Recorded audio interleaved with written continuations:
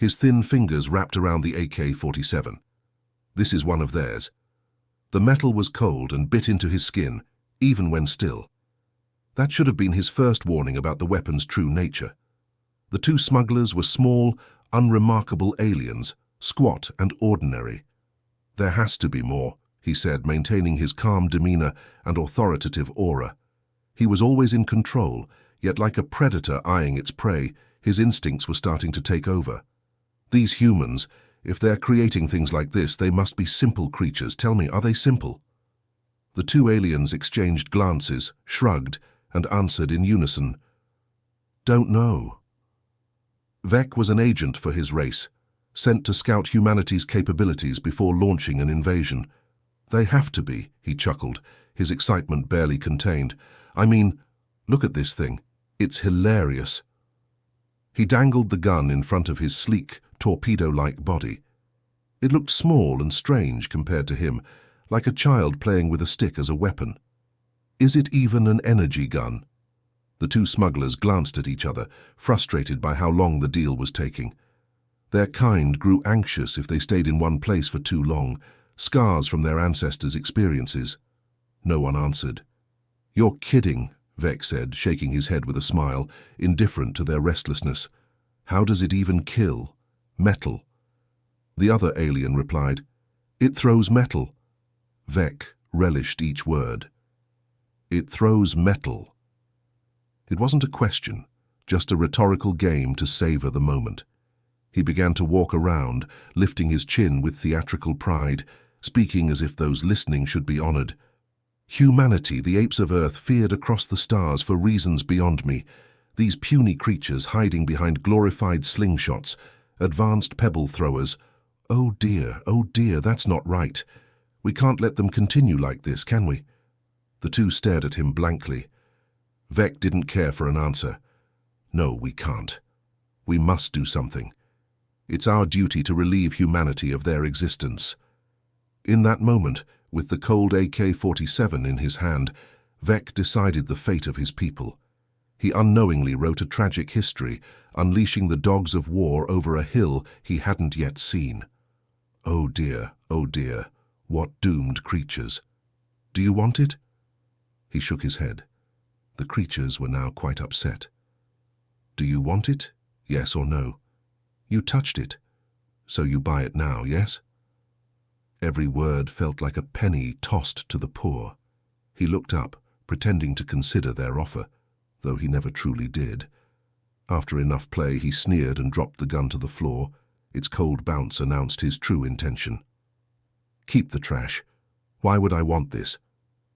The two creatures jumped from their small seats, but their stumpy legs and dense torsos made them even smaller beneath Vec.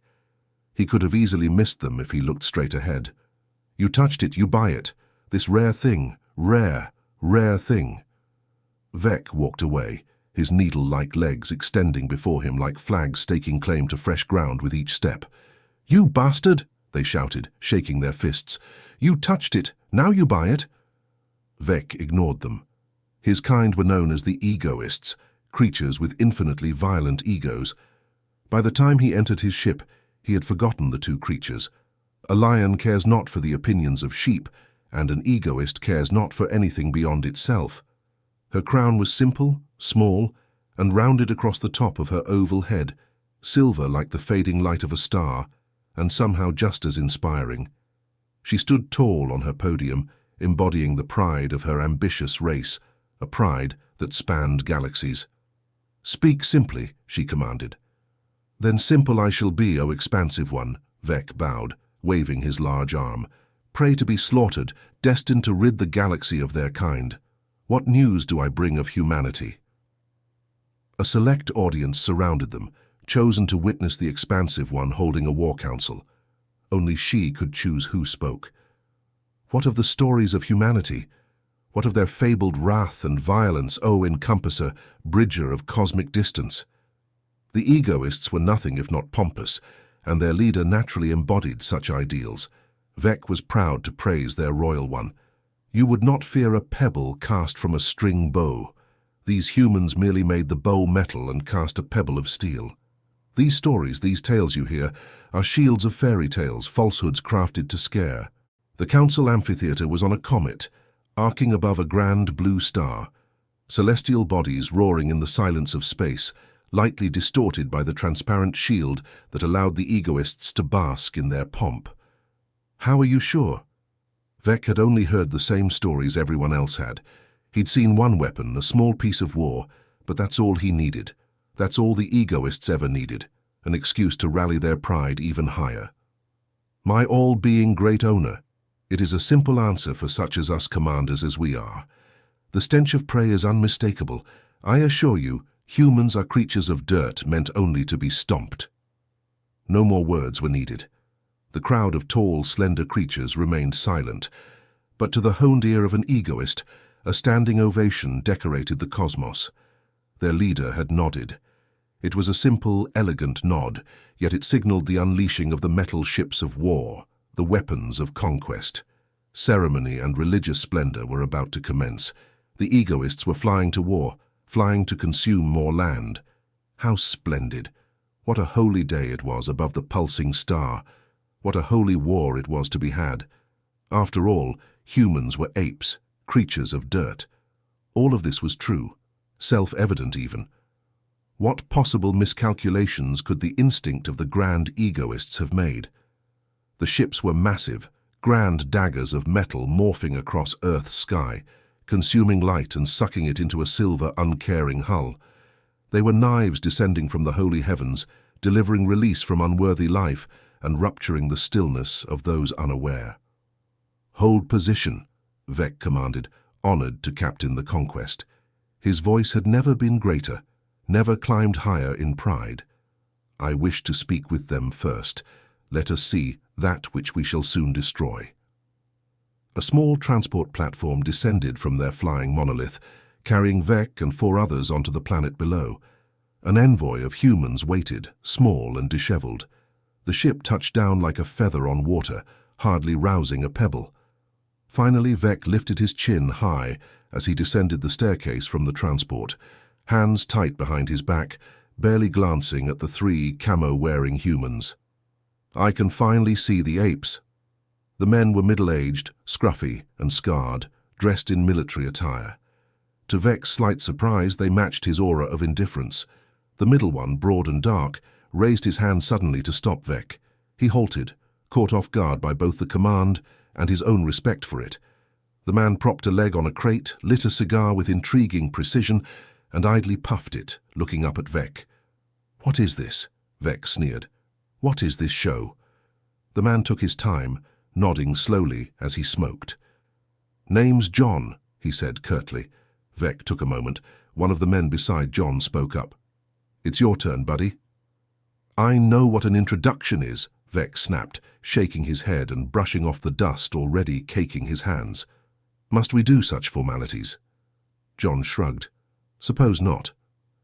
Vec grew uneasy with their casualness. "Right. Well, you must understand your situation by now. We've watched your people and studied your weaponry. We are here to—" "Hold that," John interrupted, eyes bright with energy, sending a shiver down Vec's spine. "You wouldn't have come across one of our rifles, would you? Here, look at this."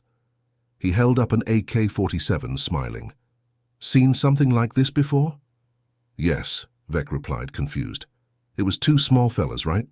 "Sure, little shits. They showed it to you?" "Yes." "Son of a bitch," John laughed, slapping his knee with joy. "I told you those bastards were trying to sell that stuff. That's $20. "What?" "Oh, sorry, buddy," John smiled, puffing his cigar. "Old Jenkins here thought those 2 fellas were going to eat it. We caught video of them stealing it, and it made the rounds. What was I supposed to think, not some dumb shit?" "Sorry, buddy, you were just getting on about how you were going to conquer us and all." "Yes, I was." Vec stepped back. "Try." "Try?" John jabbed, the first strike of a fight. Vec blinked as his chest erupted with pride. "Our people, the great claimers of the galaxy, we do not try. We always do. We never fail. We are the claimers, the conquerors." John pursed his lips. Yeah. You should be bowing at my feet right now."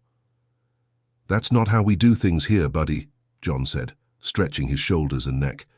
We're simple folk, none of that praising jazz. You don't bow? You don't worship something grand? Oh no, we worship something quite grand. We take pride in it. Yes? Vec's curiosity was piqued. Passion, John said, his gaze serious and body locked into something beyond himself. The word struck Vec, sending a chill down his spine. It was elegant, quick, and simple. That should have been his warning to leave. You realize we are here to eliminate you all, yes? Yep, that was our guess. Even Jenkins got that one. Right, Vec sneered. I am only speaking to you so I can see the realization in your eyes. Well, John stood up suddenly, surprising Vec with his energy. We're quite excited about this. We haven't had a real rumble in a while. Got everybody excited. What? Y'all shake hands before you fight? I don't understand. Doesn't matter. John and his crew turned and walked off into the desert, each step playful and lazy. You just let us know when this shindig begins. Let you know? Vec was thunderstruck. This is your people's last moments. Let it be known that what is about to happen will be tragic, horrible, and it will be us, the conquerors, who did it. John's voice was distant, disappearing behind the wind. All right, buddy, all right. Vec charged back into his transport, furious. These ignorant beasts, he shouted into the empty air, the egoists with him silent and concerned. These insolent, dirty things, they will pay. When he returned to his ship, he burst into the command chamber, screaming his orders so loudly and bitterly that no one hesitated. Send it all. Send the land cruisers, the soldiers, the ships. I want this place leveled. Kill every living thing in sight. The war machine came alive. Thousands of transport ships carried millions of egoists onto the strangely quiet Earth. Great drilling lasers burst from the large knives, millions of lasers from energy weapons. Vec left his ship again, watching from a floating platform. Yet as the egoists raged and ravaged, they only attacked empty shells, barren towers. Not a single human was in sight. Where are they? Vec screamed. Where did they hide? A shimmer appeared about 200 yards ahead, reflecting in the sun's light. There! They're there! Men ran up to inspect, and Vec zoomed in with a camera. He smiled as the screen pulled deeper. Is that one of those metal slingshots? An AK? The muzzle lit up, and hundreds, thousands more burst from the tree line. Instantly and furiously, the horizon thundered with fire, the sky lit with missiles, grenades, and lead. The egoists saw the reality of man's weapons. When the first egoist was hit by a bullet, their leg ripped from their torso, flesh exploding. Their eyes sank into a reality they weren't ready for. Vec, from his vantage, saw a battlefield of horror. Not organized egoists, but a terrifying bloodbath. The humans too were dying in droves, but they weren't terrified. They became angrier, more ferocious, making them stronger. The egoists had never seen such primal, vicious battle. This wasn't their grand plan, their holy way. It was carnal. Only animals could create such insanity. An explosion struck Vec's ship, crashing him to earth. Covered in dirt and purple blood, he swayed, trying to stand. He saw the real perspective amidst flying lead, screaming men and explosions. He couldn't comprehend it. His communicator buzzed. The expansive one was angry.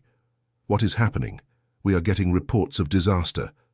Weapons, Vec muttered. Simple weapons. Yes, you said they were simple. Yes, they are, Vec replied, watching a grand ship explode. That's the problem, Great One. What? It's not the simplicity.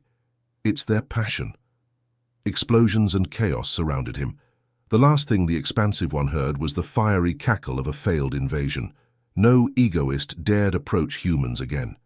They learned humanity's true power was not their weapons, but their fiery, unyielding spirit.